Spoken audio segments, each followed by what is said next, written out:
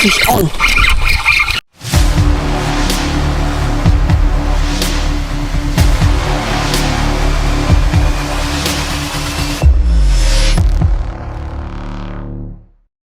So, assalamualaikum dan selamat pagi. Jadi hari ni hari Selasa 23 hari bulan 9. So hari ni aku menggunakan soft frog daripada Seahawk, iaitu Rain Frog.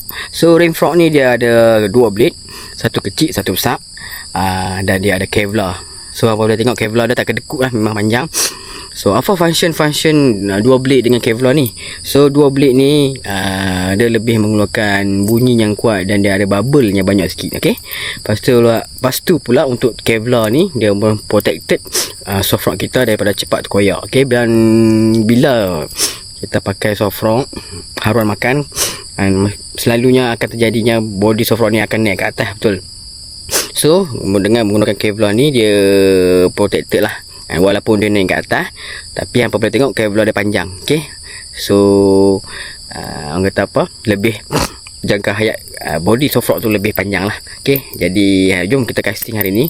Harap ada manis-manis. Harap hari ni ada saya sidaman dengan menggunakan soft rock daripada Seahawk ni. Okey. Jom.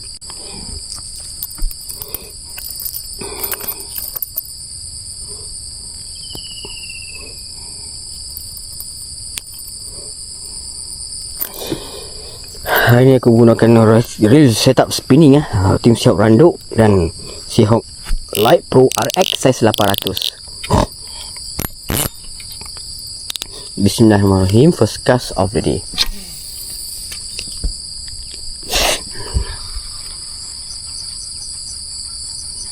Aku mata kelabu ni, nak kena pakai spek.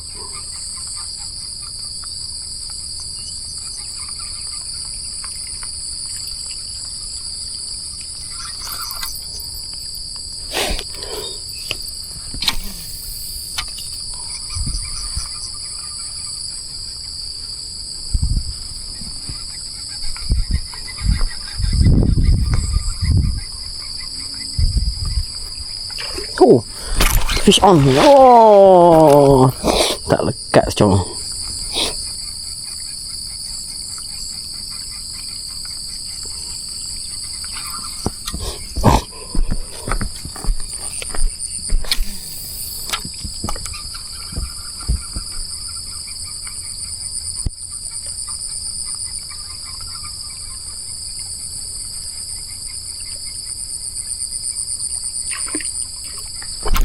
Fish on.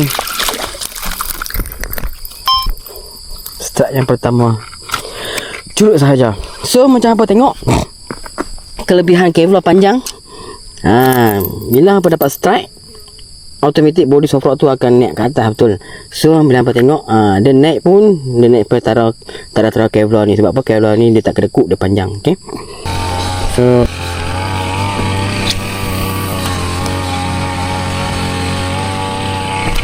fish on.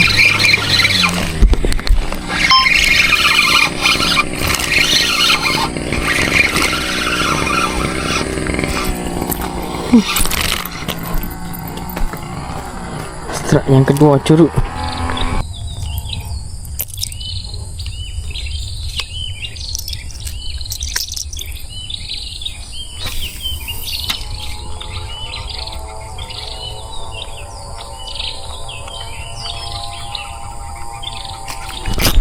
Fish on.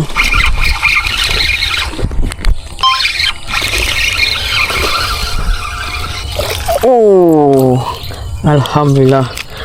Strike yang ketiga, saiz lah juga ini. Meletup cung. Telan habis soft rock daripada Seahawk. Tak. Padu.